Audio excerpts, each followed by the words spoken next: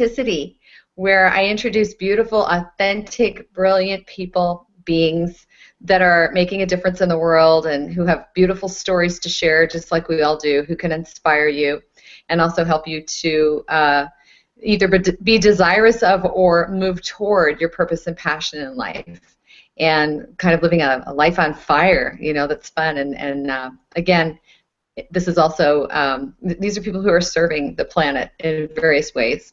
So today's guest is one of my dear friends. She's like a sister to me, and I love her. She is such an amazing being, and we have been through so much stuff together. It's just craziness, but she has an amazing story to tell. She's an amazing being. Jo Eager, I want to welcome you to my program today. Thank you for joining me. Well, thank you for asking. Are you kidding? Of course I would ask you. I feel honored. Oh, my goodness. You look lovely today, by the way. Beautiful and authentic. And me, I have to wear my glasses so I can see. So it's all good.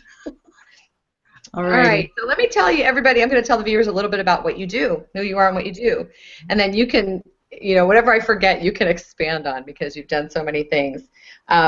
Jo does acting, and she also does voiceovers. She is a Zumba instructor, so she keeps everybody physically fit. She also teaches classes for concept therapy, CT as we call it affectionately. She also reports San Diego's traffic from high in the sky, from Chopper 8. And she also is a writer and author. She has been featured in several Chicken for the Soul Soup. Yeah. Chicken Soup for the Soul. That one. Yeah. Sorry, I didn't write it down. Anyway, she's done that. She's got several stories in there, and she's amazing, and she's doing more things like that. So, wow. Yeah, you can tell a little bit more about all that stuff. But I think in order to get started, I would really like to tell the viewers again, just give them a background story. We all have challenges. We all come from, traumas, dramas, whatever, and we develop and evolve into more.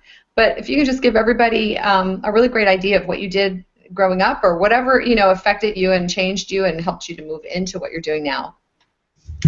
Well, growing up, I grew up in an alcoholic home. I didn't really ever get involved with the 12 steps, though, until later in life.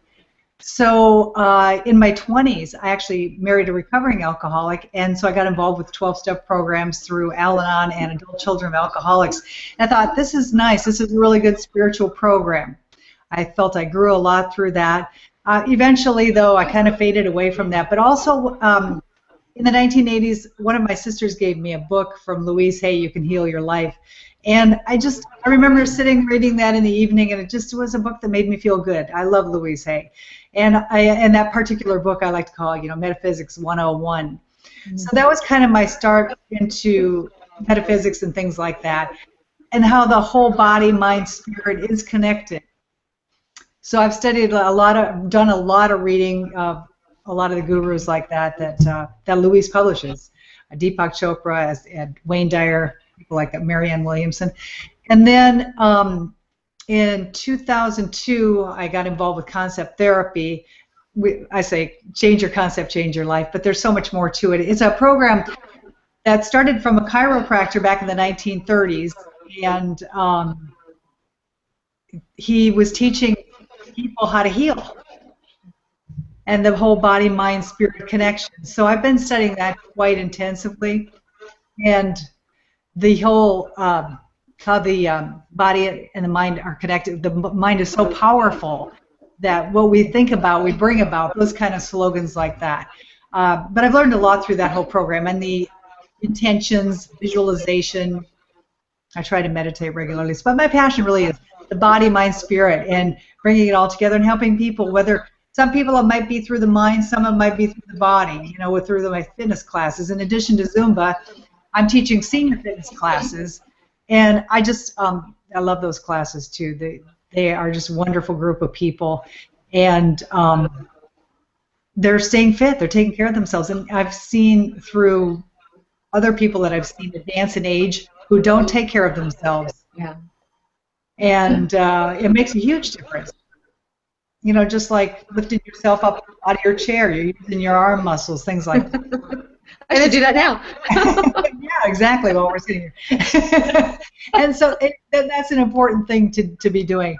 And then, I've learned that we can direct spirit in our lives as well, just like our mind, with with our intention, our prayers, or our meditations, or our visualizations, things like that. Through my writing, I feel like also I've shared experiences, and when you read stories, if you've been through it, it's like, oh, somebody else can relate to what I've been through. Or if you haven't, you say, wow, that was quite an experience, because everybody has a story. That's the thing I've learned in life is, some people start asking you about yourself, and you can so easily turn it around.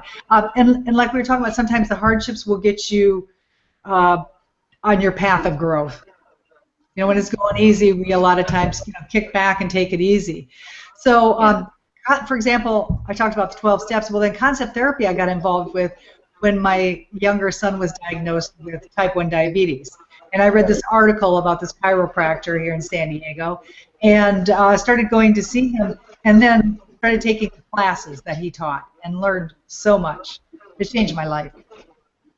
That's awesome.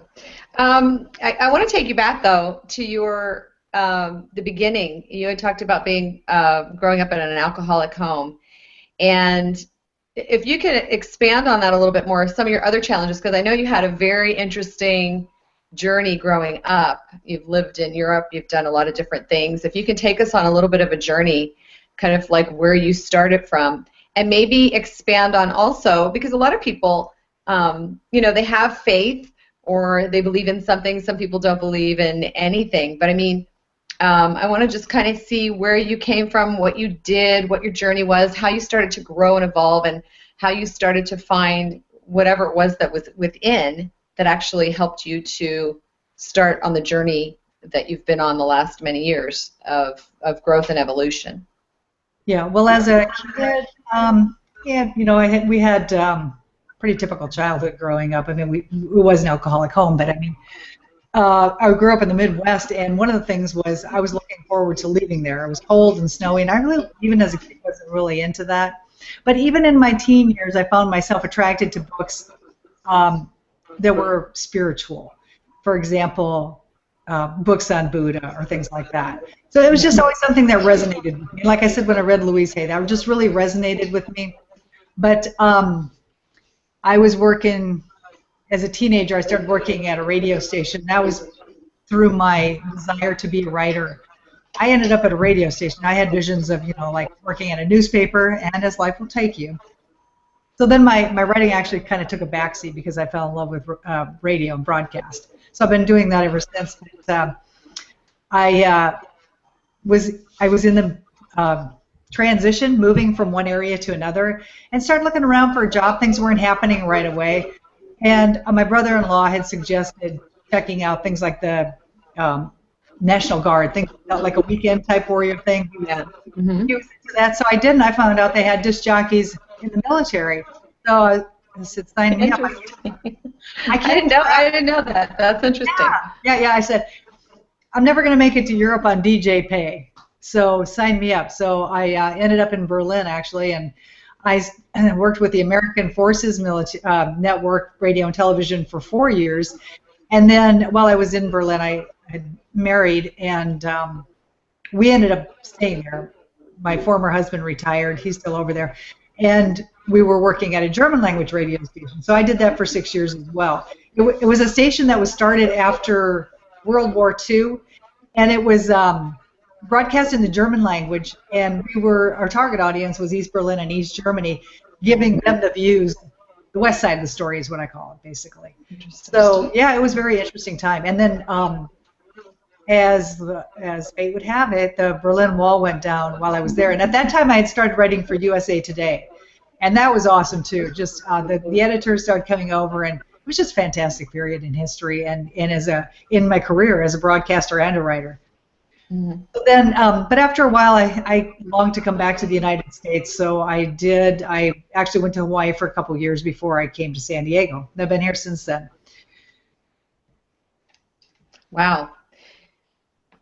You have so many things that you've done. I was just thinking, didn't they do Good Morning Vietnam had the DJ? Remember Robin Williams? Right. That's what I was thinking. But yeah, I never really thought about that before.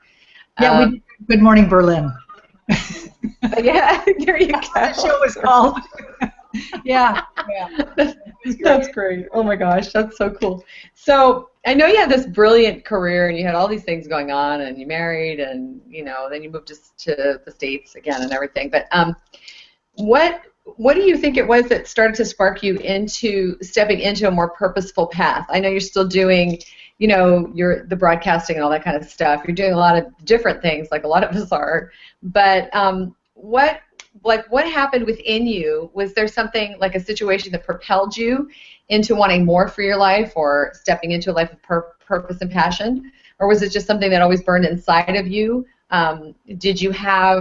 Were you religious back then? Did you have any faith? Did you not have faith? I mean, what was the thing that started, the journey for you of moving into learning more about spirit and living from that space and creating from that space? Well, I grew up, a Catholic home, and we went to church every Sunday, whether we wanted to or not, and just went through the motions and the words and things like that. And for 6 years, went to a Catholic school, and then, but like I said, some of these other things like Eastern religion resonate with me. But I find that sometimes when you're not necessarily struggling, but you know that there's more. And I think that's why some of the books that I've read resonated with me. And then, as I mentioned, with concept therapy, that for me has been a real growth period of spiritual growth. And I think that was because, like I said, of my son's situation. We get in these situations where we just need strength. Everybody has situations like that. And it's like, I read this article. And it was in one of the holistic magazines that you pick up like at Sprouts. And there was this article about chiropractor here in San Diego. Well, I mean, if I had a copy of that article, I could probably read it now and think, I wonder what led me to want to meet this guy. You know what I mean? Yeah. But I was reading it. I remember I was reading it in the car, and I wasn't driving. And so I was like, oh, my gosh, I have to go see this doctor. And I called him the next day, made an appointment to take my son in, and the rest is history. Like I said, I've been studying this ever since. And I've learned through the teachings of Dr. Thurman Fleet, too, that, that it are those periods when we need that strength, where we are led to different paths. And these paths will take us will sometimes speed up our journey, so to speak, But, yeah, that's pretty much thing that I have found are situations where I'm just not, content. I wouldn't say happy, but you can be happy, but you just know that there's something missing. And so you have like a burning desire. What? Yeah. You have like a burning desire to. Yeah.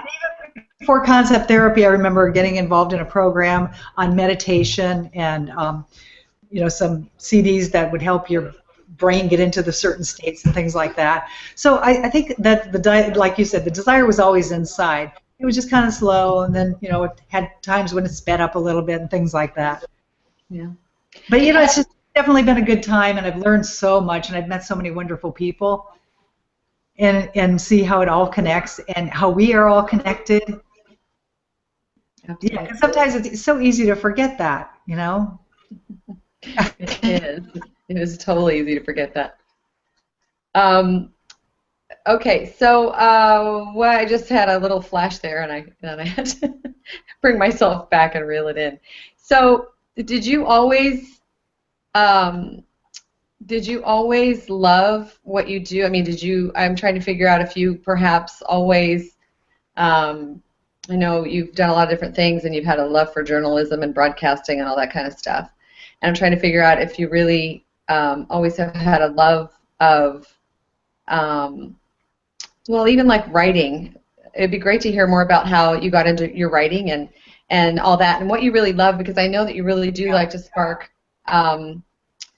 change in people. And what I want you to share as well, you have to share the snake story, okay? Because that has led you to doing a lot of other things. But again, it's like all these things that you've been doing or you've done, which again, I don't know if you've loved them from the start. You've had a very full career from early on, which a lot of people don't have.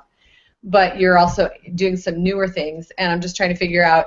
I'd like to let the viewers know about what has moved you. How have you evolved? Because you're writing more now, and you're doing the books and that kind of stuff. But can you give us, like the snake story, that definitely propelled you forward into that's true. More of, reaching out and touching the world with your writing and your stories. And so can you tell us a little bit more about that? Well, I'd like to say when you're in a field like writing and broadcasting, a lot of times you're exposing yourself. Yeah. So there's no fear of that. Some people are afraid to do that. Yeah. And sometimes, I've written stories and I have thought about that. I thought, am I ready for this to come out or whatever? Yeah. But I had a passion for writing when I was a kid. I remember when I went down in the basement, my dad had a desk room down there, and I got a tablet out and I started writing like I was going to write a novel. That's good. Good practice. I think to have a little more life experience, I was like elementary school or junior high or something like that. So I always had this passion to be a writer. I was not passionate about being a student, though. So when I got out of high school, I did not go to college. I went straight to a newspaper looking for a job. But there was a woman, this is how people never know how they're going to impact your life with one sentence. My mom went with me. It was a small college town about 60 miles south of where I grew up. And she went with me because she was going to visit a friend there.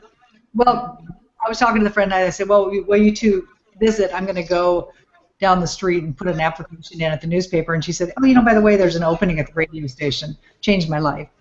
So I started working as a copywriter. I'd never written a commercial in my life. So I'd, get the manila folder out and look through it. How did the person who worked before me write this commercial? And then I'd write them out by hand. My boss would say, why don't you just put the piece of paper in the typewriter? Okay, it was old-fashioned. We had typewriters back then. Put it in there and then just write. So eventually I did, and then, but broadcast pretty much took over my life at that point. But I had periods where I had more time and I would journal. I have journals, and I still have a lot of things I'd like to write about during, like, for example, my time in Berlin and when the wall did go down. I've written a little bit about it, but like I said, everybody's got a story. So when things happen, when you have those hard times, hey, you might as well make a buck off of it. Chicken Soup comes from. Chicken Soup books were like pain, oftentimes either emotionally or physically. For example, the rattlesnake. I was bit by a rattlesnake. And that was physical pain. I wrote about both of my kids. That was some emotional pain that we went through, and we got through it all, but it was just the life experience of it all. So, so I put that down in words, and that was, let's see, that was 2013, I believe. That was the Chicken Soup Lemons to Lemonade with the rattlesnake story. And through all of that, I had to, it was like things don't just happen. Why did this happen? How am I supposed to grow? And a lot of times, people don't question these things. Yeah. And it's a period of time where you want to say, well, I was just like, what was I thinking about when that snake bit me? Was I having negative thoughts? They were actually they weren't exactly positive. And then after the fact, what am I supposed to learn from this? And then I had to learn how to walk again.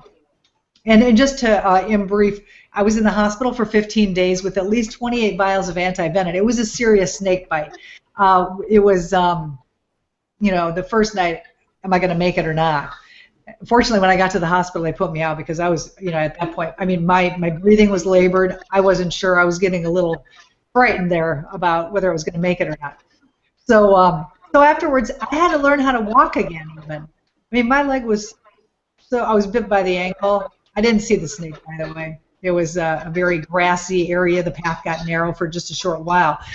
And I heard the rattle. But anyway, afterwards, learning to walk again. And then, shortly thereafter, I don't remember how long, a year or two or whatever, I said, I think I'll get back into, when I was younger, taught aerobics. I thought I'd like to get back into teaching fitness.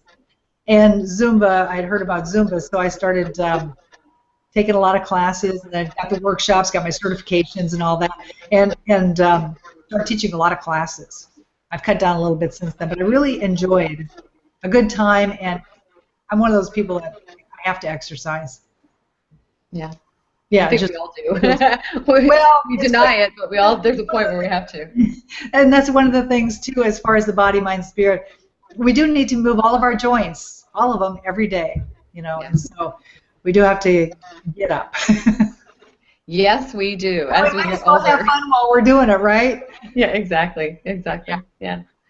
So I'm trying to figure out if have you had any pitfalls on your journey, like as we're evolving and you've done all these things and you're moving towards helping people more and getting your story out there and kind of figure out exactly how you want to impact the world in a greater way.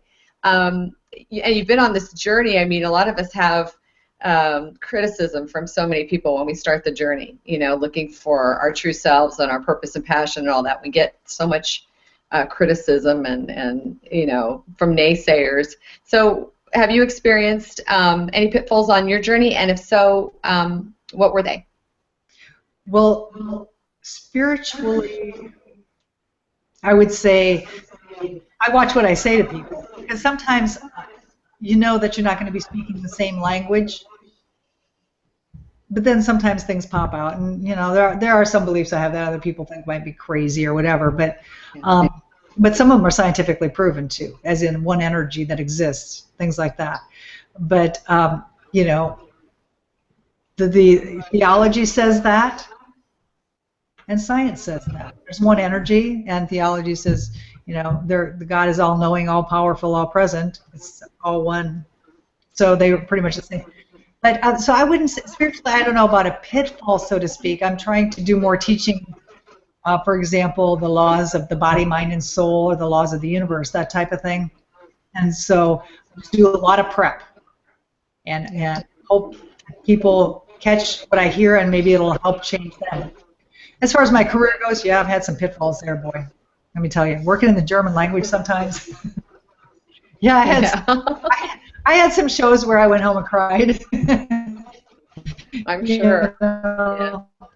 And then your own language, you like I said, you're exposing yourself, and you have those times where people, well, like when I was working in German, people would call and say, well, why don't we have a German doing that or whatever? Well, they like the music I play, whatever. But there are times where you're going to have some episodes where you fall down and you just get up. Well, even when you're starting off on anything, like when I started off teaching Zumba, you're not the same your first day as you are your fifth day or your fifth year or whatever. You have to grow into all that too.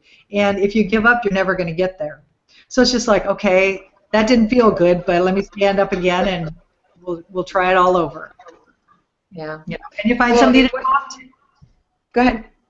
Find somebody to talk to who can help you out and help you, close friends who can, tell you it's going to be okay. We all need that. We all need to know that in life sometimes. We all have those days where it just doesn't feel okay. And even when we study our spiritual programs, there are those times where, it's hard to sometimes practice what you know, to keep a positive attitude when things are slammed at you or whatever.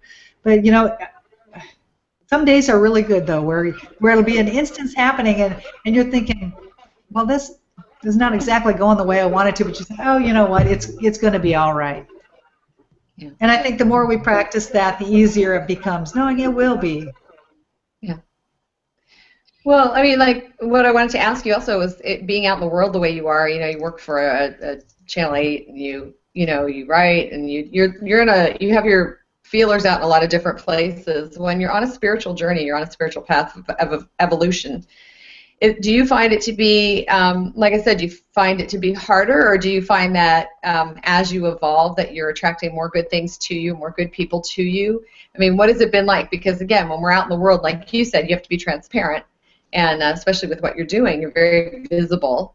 And so, again, some people may criticize you, some people may praise you or whatever, but what's your journey been like being out in the public eye and doing all the different things that you do as a spiritual being and as you're evolving, more? Has it been hard for you to integrate into the world, or as you evolve, does it get easier? No, I wouldn't say either, really. It's just, you just do what you have to do. The news sometimes, some of the stories that, you cover aren't always real, you know, joyous, shall we say. But you just give the words out and go on with it. I mean, there are times when I was younger when I would read a newscast, in the studio for radio, and they were really sad stories. And I would just say, I'm just going to read the words. You just don't get emotionally involved that way. And spiritually, everybody has their path. Some of those everybody's got a sad story too, and we don't know what another soul has to go through to grow, so to speak.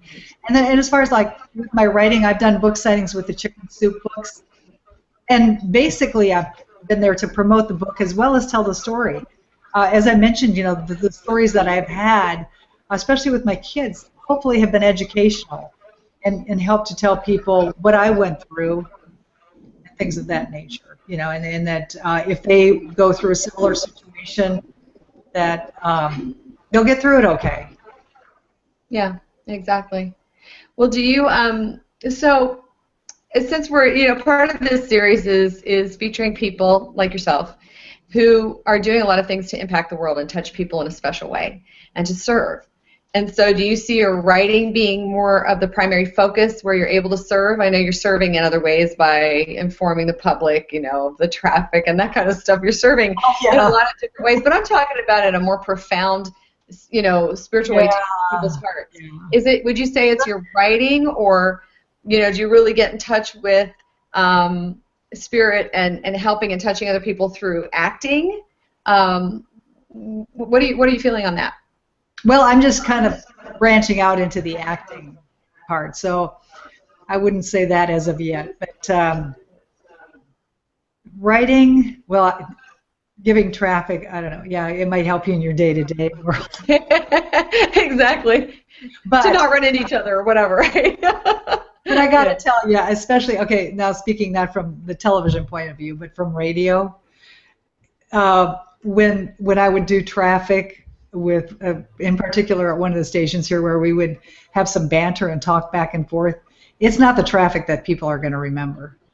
It's the conversations that we had. Exactly. That's exactly right. Whether it's, you don't get well, we did actually get phone calls over traffic, but, we were discussing one day Girl Scout cookies. And what's the name of those ones? There are different names in different parts of the country. We had all kinds of phone calls. Those are the things that impact people more so. Sure, if they're sitting in traffic and they want to hear about what's going on here, yeah, that does. But as far as impacting people, what I would like to do, more so now than I am now, where I think I really could make a difference, is more teaching of the laws of the body, mind, soul, the laws of the universe, and things like that, things that they can use day to day. For example, and through my writing too, I feel like been helpful. But this path I think would be really beneficial, where I can say, if you are feeling fearful, you can't really get rid of that. You need to replace it, and you do that with faith, and to teach things like that people can use in their everyday life when they are feeling worried. But because people stress out, especially stress, worry, fear, those three. But also there are other things along the line where people get angry or this or that. And we still need to all learn to practice the opposites, the patience, replace all of that. And stress and worry cause more illness than any germs. So when you go to the market and you do that thingy with your hands, what do you call it? The cleanser stuff. I'm having trouble with our words today. The gel, it's like the germs are always present. Are you healthy? And if your body's going to be healthy, well, let me just say, there's a cause and effect. So there can be germs all around you. If you've got right thoughts and you're doing right action, you're going to be healthy. It's not about the germs, so there's always that cause and effect. So if you see the people that are not doing too well, what's going on there? And it might be something subconsciously. It's not like someone's consciously thinking, oh, wow, I just, well, sometimes it is. I'm really worried about my kids or this or that. But sometimes it's in our subconscious, or we're driving along and we get cut off, and it's so easy to not think and just to go on autopilot and get perturbed or irritated. And even little irritations affect the body. And if you Google it, you can Google what happens to my body when I'm irritated or frustrated or angry, and it'll tell you. And even those minor irritations will affect our body. So, in order to have a healthy body, healthy mind, healthy soul, healthy spirit, direct all that energy in the right way. Yeah. So you really enjoy, your writing tells a story which helps people in certain regards, but the whole really serving people and helping people to move forward on their spiritual path is going to come through probably your teaching of concept therapy.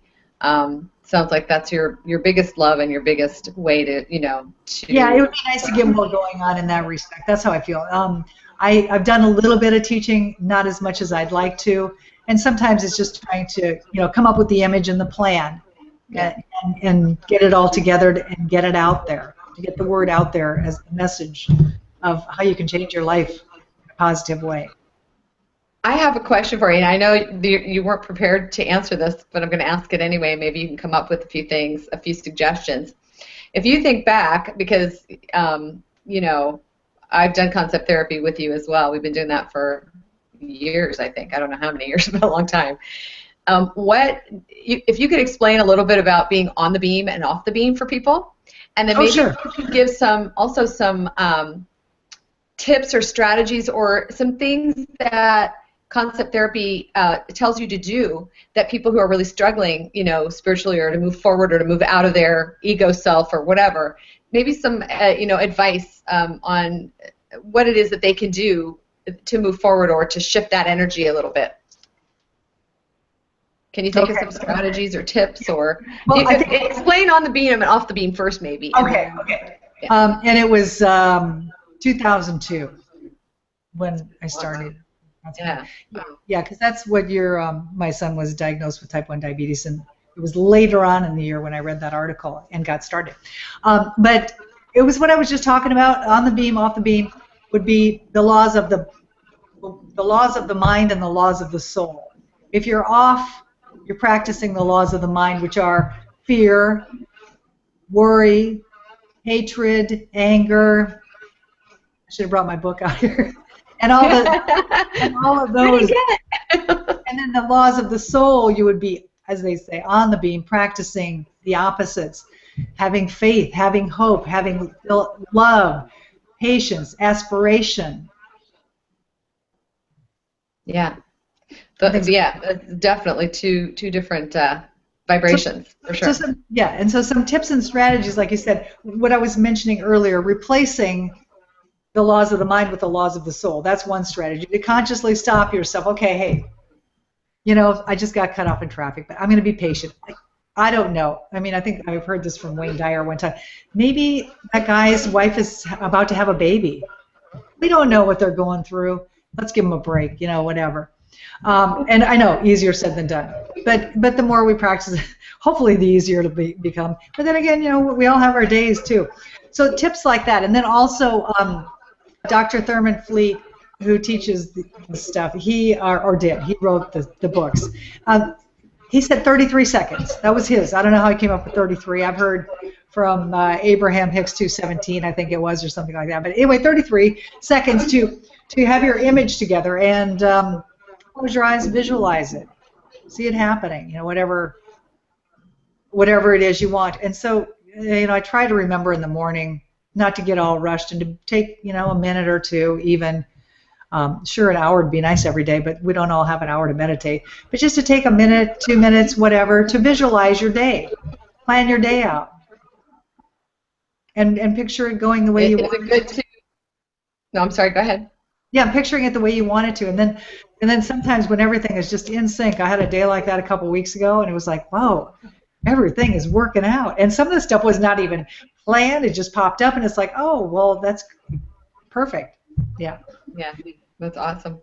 And what about, I think maybe you can explain a little bit about the goal setting too. I think you have to have, maybe explain about how to come up with a plan for your life, a visual. Don't they talk about that in CT also, where you? Yeah, that's true. Yeah. Sometimes just in order to get clear, I'm not real good at the goal setting business. I try to. I try to do at least at the beginning of the year, a vision board or something. Yeah. But yeah, where do we want to be in a month? Where do you want to be in 3 months? Right. Where do you want to be in 6 months? Where do you want to be in a year? Where do you want to be in 5 years? And it helps us to get clear. And when we're clear, it just helps. That too is a healthy thing to do. We're kind of clear, and then we can kind of plan our path accordingly. But sometimes, we don't always know what we want. So we have to really actually sit down and think about it. Right. And that would be a nice, good meditation too. Yeah. And a lot of times they'll say write it down, but even if you're just thinking about it and putting it out there, but yeah, to write down, because then we can always go back to it. Yeah, absolutely. Do you meditate? Do you suggest meditation? I used to meditate more or longer than I do. I try, like I said, I try to do a couple of minutes at least in the morning, or sometimes if I don't do it before I get up, before I get up, I try to do gratitude, which I'm always grateful. Oh, that's a good one too, right? That's another great tip. I love. Like, do you do like a gratitude journal, or what do you do? No, I lay in bed. I'm so thankful for my bed and a good night's sleep. Or even if it wasn't the best night's sleep, I'll say it was just because I'm gonna be invigorated, and the day's good regardless. Whatever. So I do try to do a little bit of it, and then sometimes before I go off to teach a class or something like that, I will definitely take the time to just do even a minute. Because we're all very busy people. So even if we do a short meditation, it's good, it helps. Yeah, absolutely. Mm-hmm. Yeah. Awesome. Oh my goodness. I was going to ask you something else too, and I can't remember what it was now. It's been one of those days. What can I tell you? I like to say I'm staying young, but there are days I have moments. So. All a concept. Goodness. Oh my gosh. Anyway, well, that's awesome. So what I'm thinking is I'd like to end this and ask you to think about what you'd like to tell the audience about. If you had one opportunity to share one aspect of, we like to call them wisdom nuggets, but something that's really great that people can take away from your the spiritual path that you're on, and something that will help people to move forward if they're looking for purpose and passion and they're trying to live a spiritual life and a life on fire, as we say. Do you have any something that really stands out in your mind about what would be a great thing for people to do? Something I try to remember when I'm in the middle of, sometimes I'll stop even in the middle of, let's say, teaching and remind myself that, that it is all one energy going on, but that I have a power within me to help me teach, to help me do the best that I can, and to remember that. Let's see, I think it was Dan Millman that's a great book, The Peaceful Warrior. Yeah, that's a great book. How did he say it? The Father worketh through me, or if you don't like that, or the X worketh through me, or whatever, just to remember that's this power is everything and everywhere, and we don't have to rely on ourselves. It's like I heard on a tape one time something about a young man who is becoming, let's say, a surgeon. I'm not sure what it was, but he was talking to his mother about being a little fearful about performing surgeries, and Mom said, well, if you think you're doing these surgeries, then you ought to be afraid. She was reminding him, you've got the power, or maybe she used the word God, who's there with you and helping you to do your duty. That was his duty. We all have our duty in life, whatever it may be, and to just enjoy it. That's important too. And there are so many things to do. There are just so many things to be passionate about. And we were talking about passions and things like that. And that's what I find is sometimes there's just not enough time. I think it'd be great to learn how to play piano. I think you should do it. I think you should do it all. But the thing is sometimes there's only, so much time in a day, and if you want to focus and get good at this, then you might not have time for that right this minute. Maybe later on. Yeah, exactly. Yeah. That can come later for sure, because you've definitely got a lot going on. Did you want to give a plug about your stories in the books? Just tell people what to look for, because they're cool stories. Okay, yeah, sure. I had, so last year, 2014, was Chicken Soup for the Soul, Find Your Inner Strength, about my younger son. And then, so 2013 would have been the Lemons to Lemonade, about my snake bite. And then a story about my older son in The Magic of Mothers and Daughters. That should pique your curiosity a little bit, huh? Check them out. Yeah. Well, and again, it's the Chicken Soup for the Soul series. Since I didn't get that right the first time, I thought I would sound better this time. A little disjointed. Yeah, the chicken. What did I say? Chicken soul for the soup. I don't know. Whatever, something, some chicken thing. Speaking of that too, one of the things that I did book signings at the libraries, and as I mentioned, a couple of times, everybody's got a story, and that's what Chicken Soup is. There's everybody's stories, and you can write about it, and I'm sure it'll be a good story to perhaps submit to chickensoup.com. But they're, the stories of what people have gone through and things like that. If you want to check it out sometime and you have a story that you'd like to share too. That's awesome, because we do all have stories that we've come from. And in reality, I don't know if you agree with me. I think you do, but it's like the stories and the things that happen to us, no matter how traumatic or dramatic they are, if you really look at the message in those, that can help us to really move forward in a bigger way and a better way, in a more spiritually connected way, because it wakes us up. So absolutely. And sometimes it might just be a message of tolerance or of patience, or that everybody's unique, everybody's different, and thank God they're not all like one person. That would be kind of weird, Acceptance, and that there are situations where, we might be doing things that we hadn't planned in life. I mean, I have my younger sister when we were kids. I wanted to be the writer. She always wanted to be a nurse. Oh my God. I would never want to be a nurse. And then all of a sudden, when my son was diagnosed, I had to learn a lot, and I was basically a nurse 24/7. Yeah, that's right. Yeah. Everything, Yeah. So never say never. But, you just learn and take on whatever responsibilities come at you and do the best you can, Yeah, absolutely. And become a better person and a stronger person through it all. Amen. I agree with you fully. Yeah, and that's what authenticity is about too. We are all unique individuals and walk in our own path, and we're supposed to fully step into that, love who we are, share who we are, and that's what you're certainly doing with all the different things that you're doing. I'm sure you're going to be doing more projects. I know you. So, as a matter of fact, we didn't mention nutrition, and that was also a field that I've become involved in. I thought I ate healthy, which I probably did do pretty good, and now it's a completely different story. But again, that was through a situation. I was having some pain, and I ended up going to the ER and found out that I had gallstones. And so I started doing a lot of research on that, and they were talking about taking my gallbladder out. And I said, let's just hold off on that.